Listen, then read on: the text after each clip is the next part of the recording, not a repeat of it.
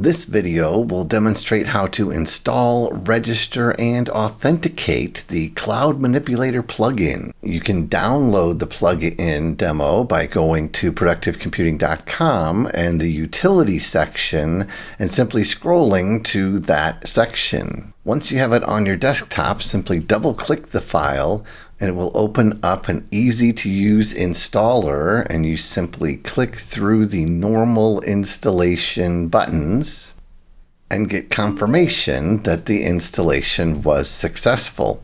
And don't forget the extras folder, which also has the demo file, which is the easiest way to complete the process. The first time you open it, you'll get the splash screen until you get a licensed copy. You can check to see if the plugin is already installed by going to Preferences and the plugin, and it has been installed already, so that process is complete. Registering is even easier by clicking the Register button.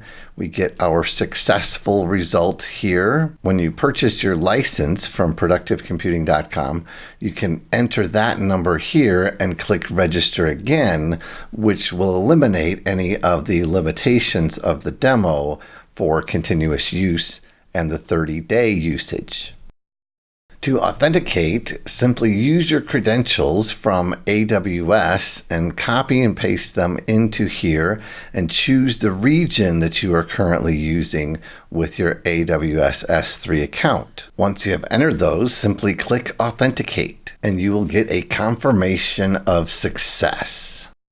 The demo comes fully unlocked. This means you can look at all of the scripts involving buckets, creating, deleting, refreshing, and the objects to see how the plugin works. You can also change anything about the tables or any of the fields or the relationships to give you more insight on what you can do with your AWS S3 account and FileMaker. Be sure to check out our other videos where we explore all you can do with the buckets and objects with the Cloud Manipulator plugin.